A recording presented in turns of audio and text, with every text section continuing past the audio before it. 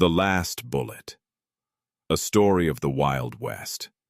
The sun had bled out hours ago, dragging its last orange light below the teeth of the Sierra Nevada like a man dying slow and quiet, without fuss. Now the desert breathed cold, the kind of cold that worked its way through leather and wool and settled into your bones like an old grudge. Stars punched through the black overhead, brilliant and indifferent. The kind of sky that reminded a man how small he was and how little the universe cared whether he lived until morning. Elias Croft lay flat on his stomach on a limestone ridge, his chin pressed against the grit, watching the farmhouse below through eyes that had learned long ago to see in the dark. He'd been a bounty hunter for 11 years. Before that, a soldier. Before that, a boy who believed in things like justice and providence and the idea that good men were protected by some invisible hand. 11 years of hunting men for money had cured him of most illusions, but not all. He still believed in finishing what he started. Tonight, that belief might be the thing that got him killed. He reached into his coat pocket and removed the single cartridge. A .45 caliber round, brass-jacketed, heavier in his palm than it had any right to be. He turned it between his fingers twice, the way a man turns a coin before a bet he can't afford to lose, then pressed it into the cylinder of his Colt Peacemaker and snapped it shut. 5 chambers empty, 1 loaded. The math was brutally simple and brutally wrong. 3 men in that farmhouse, 1 bullet in his gun. He'd started this job 3 weeks ago, in the town of Red Rock, New Mexico, with a full cartridge belt and a bounty notice that listed the Decker brothers, Cole, Rufus, and the youngest, a half-breed they called Anza, as wanted dead or alive for a combined sum of $800. A respectable fortune. The kind of money that could buy a man a new life somewhere green and quiet. Somewhere without sand in his boots and blood on his hands. He'd taken the job without hesitation and ridden south into the Chihuahuan desert, with 6 days of provisions and the quiet confidence of someone who had never failed to bring in his mark. The desert had disagreed with his confidence. Cole Decker was smarter than the notice suggested. Most wanted men were dumb or desperate or both, and that made them predictable. Cole was neither. He moved his camp every night, left false trails that peeled off in 3 directions, and had the animal instinct of a man who had spent 2 decades running from consequences. Rufus was the muscle, a broad, slow-moving bull of a man who didn't need to be smart because Cole did his thinking for him. And Anza, the youngest, was the one who frightened Elias most. Quiet, patient, the kind of dangerous that didn't announce itself. The first week, Elias had tracked them southeast toward the border, reading sign the way a scholar reads text. The depth of a boot print telling him weight and speed. The ash of a fire telling him how many hours since they'd moved. The picked clean bones of a jackrabbit telling him they were conserving their ammunition. By the end of week 2, he'd lost half his provisions to a flash flood that came out of a sky that had shown no rain, swept down a dry arroyo, and carried his pack horse and supply bags into a churning brown river that disappeared around a bend and never came back. He'd salvaged his rifle, his Colt, a bedroll, and a half-empty box of .45 rounds. By the end of week 3, the box was empty. Every bullet spent on a series of encounters that the desert and the Deckers had arranged, with a kind of cruel creativity. He'd fired at Anza through a scrub oak thicket and heard the boy laugh, actually laugh, as he slipped away into the brush. He'd put 2 rounds into Rufus at 200 yards, tracking the big man across an alkali flat, and watched Rufus stumble and keep walking, eventually disappearing into a canyon that Elias hadn't dared follow into the dark. He'd burned through shells chasing shadows, firing at sounds in the night when his nerves had finally broken, and hated himself each time for the waste. Now he had 1 bullet. He'd found this last round this afternoon, rolling loose in the bottom of his saddlebag, wedged into a seam of leather where it had fallen weeks ago. He'd stared at it for a long moment, holding it up to the failing afternoon light, and felt something he hadn't felt in years, a kind of grim, dark humor at the absurdity of his situation. Then he'd pocketed it, tied his horse to a mesquite tree a mile back, and climbed the ridge on foot to watch the farmhouse below. The farmhouse was an abandoned adobe structure, half its roof collapsed, its front wall crumbling at one corner where the foundation had settled into the sandy soil. Burned in the window. A lantern. It's burned in the window. A lantern. Its yellow glow, warm and domestic and incongruous in this harsh country. Like a lie told in a gentle voice. Elias could see movement through the window. Shadows. Voices occasionally drifted up to him on the night air, too indistinct to parse but recognizable in their cadence. Men relaxed, men talking around a fire, men who believed they were safe. He needed them to keep believing that. He lay on the ridge for another hour, watching and thinking, his mind working through the problem, with the methodical patience he'd developed, not in any school but in the hard, practical curriculum of survival. He counted entrances. The front door, a back door visible as a dark rectangle on the building's south face, and 2 windows. The lit one on the west side, a second dark one on the north. He counted the shadows in the lantern light, tried to separate them into individual bodies to understand the room's geography. He thought he could make out Cole near the window, a lean silhouette that moved with the controlled economy of someone always thinking. Rufus was the large stationary shape further back, sitting, likely, or lying down. Rufus liked to sleep early and sleep heavy, a habit that had nearly gotten him caught twice before. Anza, he could not locate, and that absence nagged at him like a splinter under a fingernail. 1 bullet, 3 men. The arithmetic refused to improve no matter how many times he ran it. He could try to run. His horse was a mile north, and the border was 60 miles south, and Mexico was its own kind of trouble. But it was trouble that didn't have his name on it. He considered this option the way a man considers a door, that he knows leads somewhere worse than where he is, briefly, and with recognition that he was never going to open it. He'd started this job, $800 and whatever was left of his professional pride, demanded he finish it. So he thought about the bullet differently. A bullet was not simply a projectile. In the right circumstances, it was a lever. It was a key. It was the first domino in a chain of events, and the chain was only as good as the mind that designed it. He began to think not about who he would shoot, but about what the shot would do, what it would start, what it would cause, where it would send each of the 3 men afterward. He had no more ammunition, but he had the farmhouse's geography, the darkness, a knife on his belt, and 11 years of knowing how frightened men behaved. Frightened men made noise. They moved fast and carelessly. They shot at shadows. They tripped over each other. They forgot to watch the door they weren't facing. He began to see the shape of a plan. It was not a good plan. He would be honest with himself about that. It was the kind of plan that a sensible man would reject and a desperate man would embrace, which meant it was exactly the kind of plan he was going to use. He gave himself 20 minutes to find the holes in it, to imagine the 17 ways it could go sideways, and to decide which of those he could survive and which he couldn't. Then he rose from the ridge, dusted the limestone grit from his coat, and started down the slope toward the farmhouse, moving slow and careful in the dark, keeping to the shadows, making no sound at all. He reached the back door first. Adobe held heat well, but it also held sound poorly. The thick walls absorbed noise, which was why voices from inside came to him only as murmur and shape. He pressed himself against the south wall, listening. Cole was talking.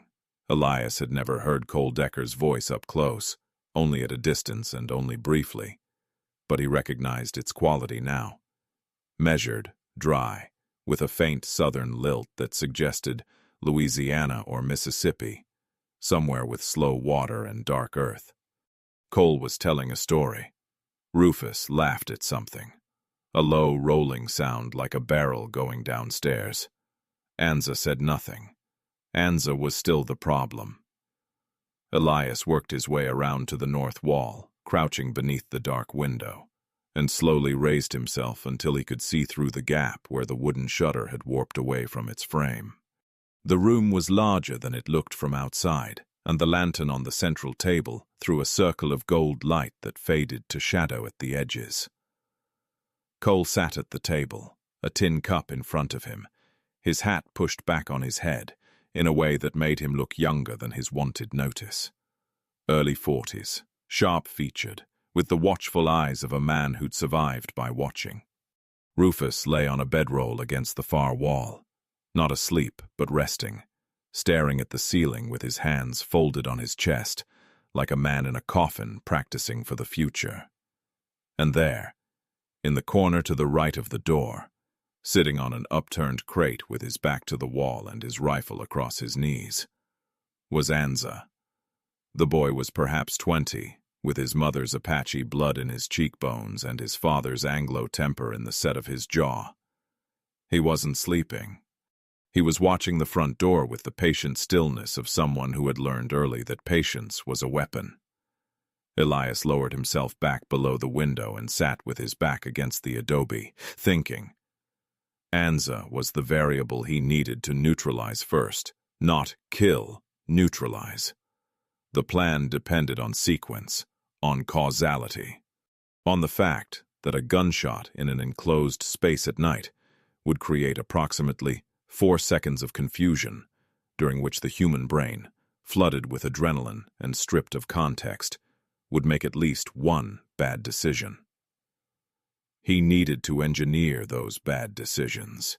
He needed each man's bad decision to work against the others. He thought about what each man would do when the shot came. Cole would move toward cover and draw his weapon. Disciplined, controlled. He'd try to identify the source before firing. That gave Elias 3 seconds, maybe 4. Rufus would come up off the bedroll fast, confused, reaching for his gun. He was brave but slow to think. He'd move toward the sound. Anza would not flinch. Anza would go for the door. He'd want the open ground, the darkness, the advantage of exterior position. A smart instinct, the kind that had to be redirected.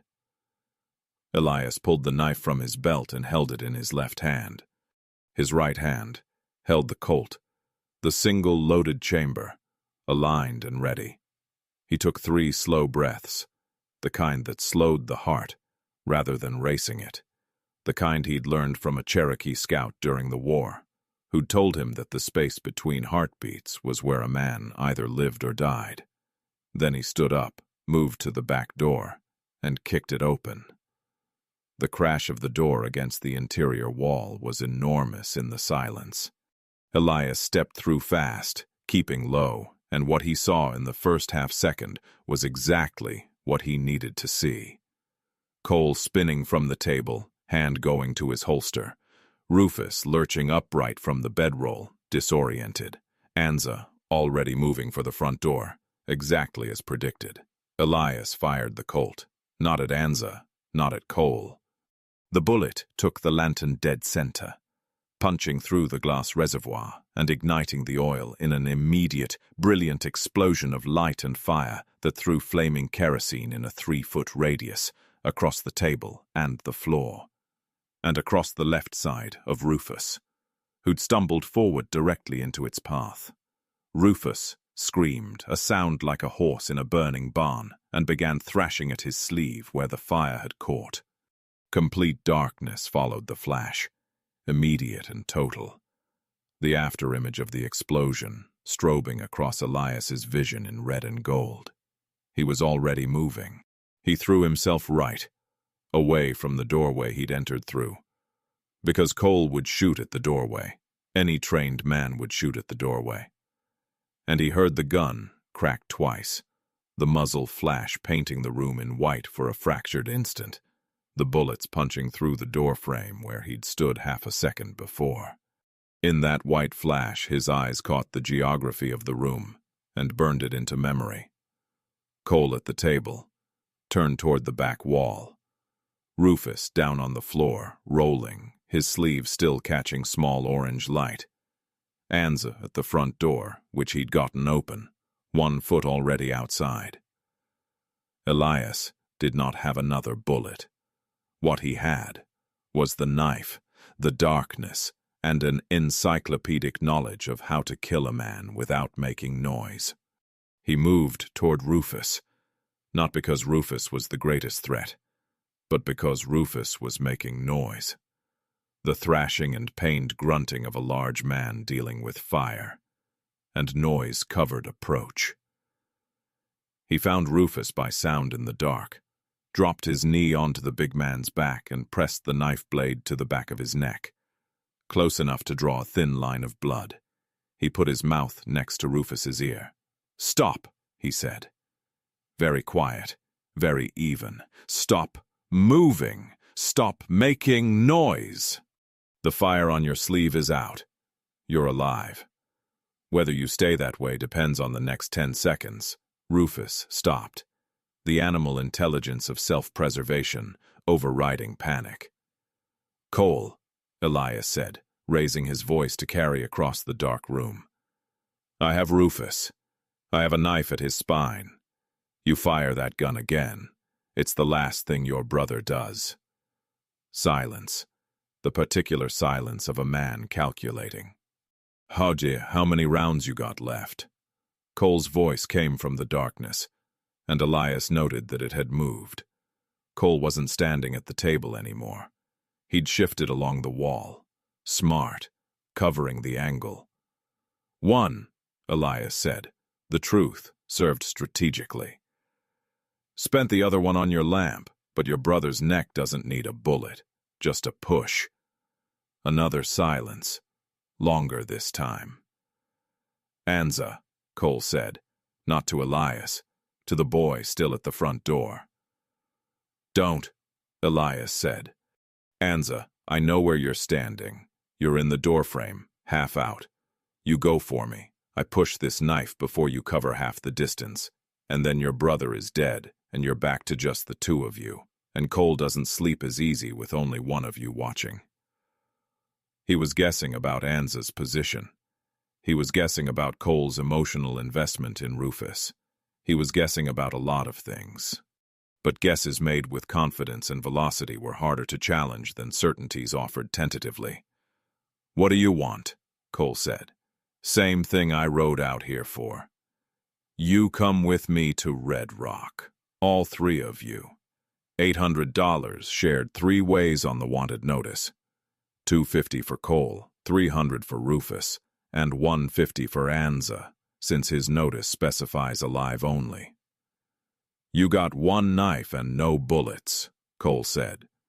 "And there's 3 of us." "There's 2 of you who matter right now," Elias said. "Rufus is on the ground with my knee in his back. Anza's in a doorframe in the dark, and he knows I can hear him breathing. You're the variable, Cole. You're the one choosing what happens next. And the thing I know about you, the thing every man who's tracked you knows, is that you're not sentimental about much, but you're sentimental about your brothers. You didn't have to bring them on this run. You could have gone south alone, crossed the border, been in Chihuahua by now. But you didn't, so here we are." The silence this time was the longest yet. Elias counted the seconds. He counted 7 of them before Cole spoke again. "You let Rufus up first," Cole said. "Then we talk. We're talking now. Then we talk different." A pause. "I'm putting my gun on the table. You hear that?" The sound of metal on wood. "Now, Anza." After a moment, another sound, the lighter clatter of a rifle barrel. Elias did not relax. He kept the knife where it was, kept his weight on Rufus. Disarming in the dark was not surrender. Men kept knives in boots, derringers in pockets, hate in their hearts.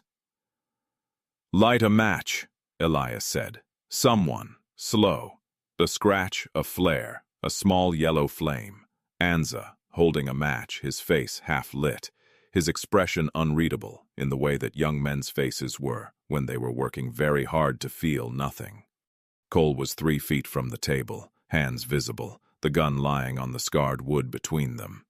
He was watching Elias with professional eyes, evaluating, measuring.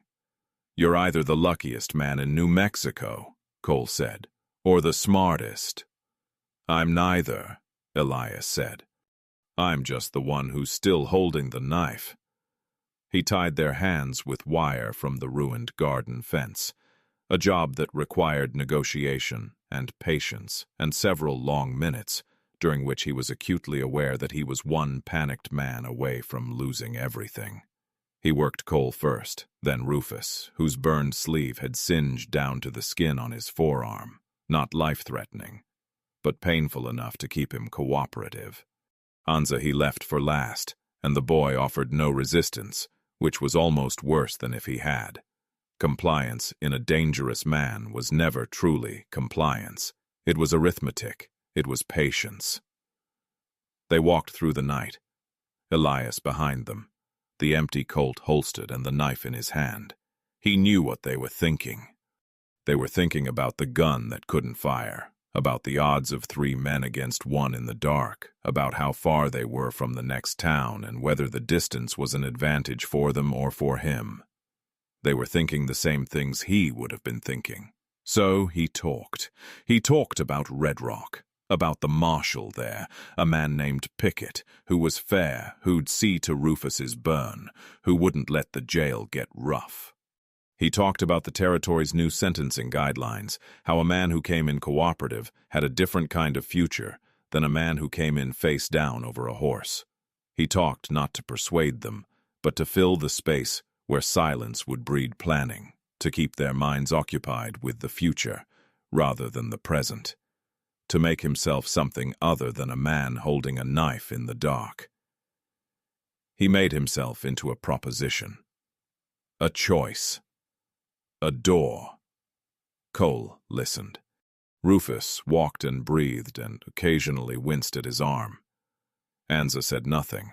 At some point, Elias judged it to be around 2 in the morning by the position of the stars. Cole said, "That was a hell of a shot. On the lamp." "Measured the distance from outside," Elias said, "through the window crack. You took the chance it'd splash onto Rufus." "I took the chance it'd splash onto someone. The room arrangement was favorable. And if it had splashed on Anza instead, Boyd have turned on you burning." "I know," Elias said. "I thought about it." Cole made a sound in his throat, not quite a laugh. Something like respect, expressed in the vocabulary of a man who didn't know how to express respect without it sounding like accusation. "You could have gotten us all killed." "I could have gotten me killed," Elias corrected. "That was the trade I was making." They walked on. The desert was quiet around them, vast and cool, the stars wheeling slowly overhead in their ancient, indifferent arcs. A coyote called somewhere to the south, the sound carrying clean and far in the night air. Another answered. The world went on being the world, unbothered. Elias found his horse where he'd left it, tied to the mesquite, and it lifted its head and blew at him through its nostrils in the particular way that horses acknowledge the return of their person. He loaded Cole onto the saddle first, tying his feet beneath the horse's belly, a humiliation, riding trust. Then had Rufus and Anza walk on either side of the horse's head where he could watch them both. It was a 12-mile walk to the closest road, and another 4 miles along the road to a stage stop where he could hire a wagon. He'd done longer. The night held. They reached Red Rock on the 4th day, in the late afternoon, the town materializing from the desert haze as a scatter of buildings and a water tower and the faint smell of smoke and horses and human habitation. People stopped on the boardwalk to watch them come in. A bounty hunter bringing in 3 of the Decker brothers was not an everyday occurrence in Red Rock or anywhere else, and Elias could feel the weight of their watching the way you feel sun on your back. Marshal Pickett met them at the jail, a lean gray man with a careful mustache and 30 years of this territory written in his face. He looked at the 3 Deckers, and then looked at Elias, and then looked at the 3 Deckers again. "Heard you'd gone into the desert after these 3, he said. "Heard you were dead." "Heard wrong," Elias said. "How'd you manage it?" 3 of them. Elias reached into his coat pocket and produced the spent brass cartridge. The Colt ejected it when he'd finally, an hour into the walk back, reloaded the cylinder with shells from a box he'd found in the farmhouse. He set the empty cartridge on Pickett's desk. "One way and another," he said. Pickett looked at it, turned it over. "Why, that all you needed?" "That's all I had." The marshal counted out the $800 in territorial scrip, which Elias folded into his coat pocket, without counting it himself. He shook Pickett's hand. He nodded at Cole Decker, who was standing in the cell doorway watching him with those evaluating eyes. Cole nodded back, a single, unhurried dip of the chin that acknowledged something between them that didn't have a name. Anza looked away. Rufus looked at the floor. Elias walked back out into the Red Rock afternoon, into the dry heat and the smell of horses and the noise of a town doing ordinary things, and he stood on the boardwalk for a moment and let himself feel the particular exhaustion of a thing finished. Not triumphant, not proud, just done, the way a wound is done once it has finally closed. He went to the livery, paid for a full grooming for his horse. He went to the hotel and paid for a bath and a real bed. He ate a meal that involved no jerky and no hardtack and no cooking over a tiny fire with one eye on the dark. He slept for 11 hours without dreaming, which was as close to peace as his particular life allowed. In the morning, he went to the general store and bought a full box of 50 .45 caliber cartridges. He loaded the Colt completely, all 6 chambers, and slid it back into the holster with the comfortable weight of a man who understood that the next job was already somewhere out there, waiting in the desert like everything else that eventually needed catching. He checked the board outside the marshal's office. There were 3 new notices pinned to the wood, the ink still fresh, the names unfamiliar. He read them once, read them twice, committed the numbers to memory. Then he walked to the livery, saddled his horse, and rode south into the Chihuahuan morning, toward the bright, hard light and the long silence and whatever was next.